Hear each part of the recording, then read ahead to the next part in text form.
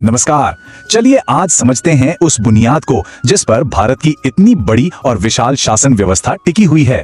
तो शुरुआत एक बहुत ही सीधे सवाल से करते हैं। आखिर इतना बड़ा, इतनी विविधताओं से भरा देश भारत चलता कैसे है? जवाब तो खैर एक शब्द में है, लोकतंत्र। लेकिन ये लोकतंत्र काम कैसे करता है? इसकी पूरी मशीनरी क्या है? चलिए इसी को समझते हैं। देखिए, आजादी से पहले क्या था? भारत पर या तो किसी राजा का शासन था या फिर किसी बाहरी ताकत का। लेकिन जब अपना संविधान बनाने की बारी आई तो हमारे निर्माताओं ने एक बिल्कुल अलग रास्ता चुना। उन्होंने एक ऐसी व्यवस्था चुनी जहां सत्ता किसी एक राजा के हाथ में ना हो, बल्कि वो हम सब यानी हम भारत के लोगों के हाथ में हो। और बस यही वो सोच थी जिसने हमारे लोकतंत्र की नींव रखी। भारतीय लोकतंत्र को समझने का सबसे अच्छा तरीका है उसे एक बहुत बड़ी, एक भव्य इमारत की तरह देखना। और जैसा कि हम जानते हैं, कोई भी मजबूत इमारत कुछ बेहद जरूरी खंभों यानी स्तंभों पर खड़ी होती है। तो चलिए अपने राष्ट्र के इसी आर्किटेक्चरल ब्लूप्रिंट को जरा करीब से देखते हैं। तो इस इमारत की नींव क्या है? मजबूत नींव है भारत का संविधान। और इसी नींव पर खड़े हैं वो 4 मजबूत स्तंभ जो इसे संतुलन भी देते हैं और ताकत भी। एक एक करके देखते हैं।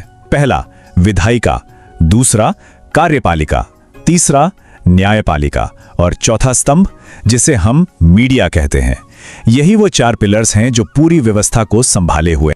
तो ठीक है, हमने चारों स्तंभों के नाम तो जान लिए, लेकिन इनका असली काम क्या है? इनके पास क्या शक्तियां हैं और इनका मकसद क्या है? चलिए अब एक एक करके इनकी गहराई में उतरते हैं। तो सबसे पहले बात करते हैं पहले स्तंभ की यानी विधायिका की, जिसे हम आम भाषा में संसद कहते हैं। इसका सबसे बड़ा और सबसे जरूरी काम क्या है? पूरे देश के लिए कानून बनाना। यही वो जगह है जो जनता की इच्छा को आवाज देती है। देश के पूरे खजाने यानी बजट पर इसका कंट्रोल होता है। और हां, जब जरूरत पड़ती है तो यही संविधान में बदलाव भी कर सकती है। अब यहां एक बहुत ही दिलचस्प सवाल उठता है, क्या संसद जो चाहे वो कर सकती है? क्या उसकी शक्ति पर कोई लगाम नहीं है? तो जवाब है नहीं।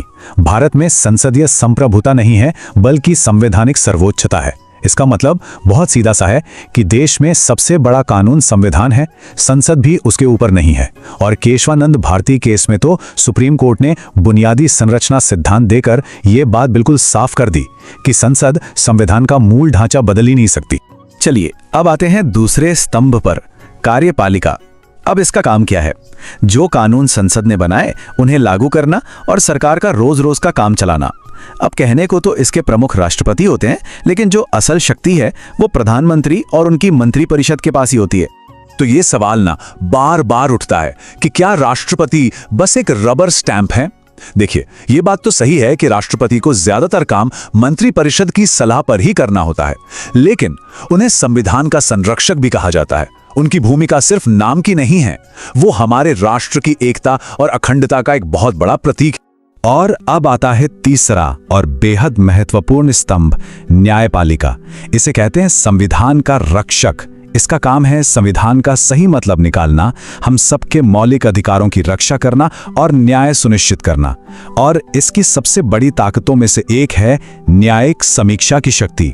आसान भाषा में समझे तो ये न्यायपालिका का वो अधिकार है जिससे वो संसद या सरकार के किसी भी कानून को जांच सकती है, और अगर वो कानून संविधान के खिलाफ है तो उसे रद्द कर सकती है।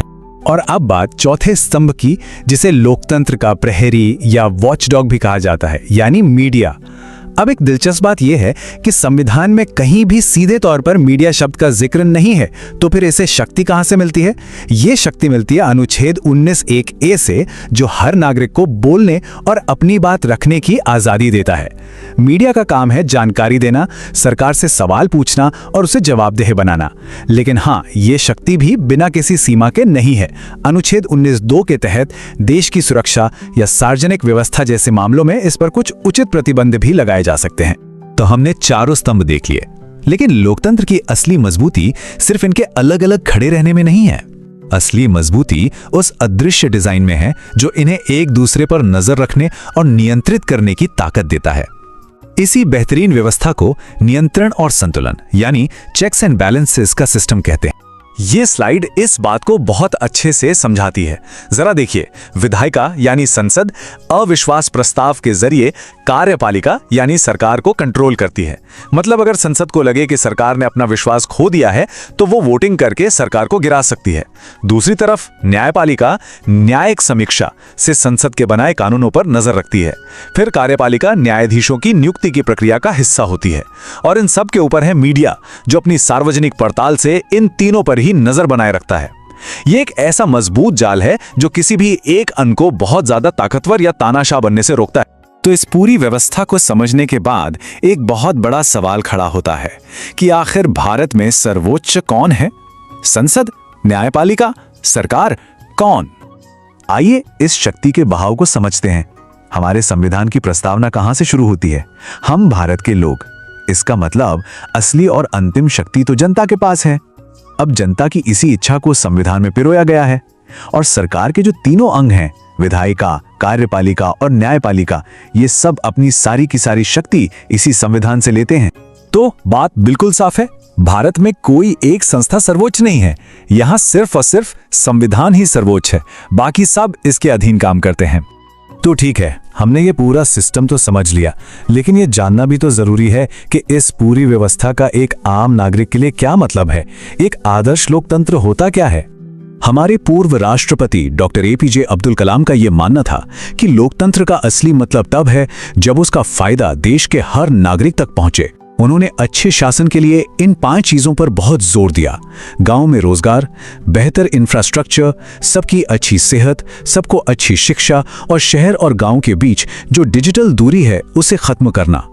उनके लिए लोकतंत्र का मतलब था विकास की धारा को समाज के आखिरी इंसान तक लेकर जाना। डॉक्टर कलाम का ये कथन है जो बहुत गहरी बात कहता है। लोकतंत्र अगर अनुशासित और प्रबुद्ध हो तो ये दुनिया की सबसे बेहतरीन चीज है। ये उस आदर्श की बात है जिसकी कल्पना भारत के लिए की गई थी। चलिए अब अंत में एक निष्पक्ष नजर डालते हैं और ये समझने की कोशिश करते हैं कि क्या आज इन स्तंभों में हमें कुछ दरारें में दिखाई दे रही हैं, और अगर हां तो आगे का रास्ता क्या हो सकता है। आज के समय में हर स्तंभ के सामने कुछ न कुछ चुनौतियां हैं।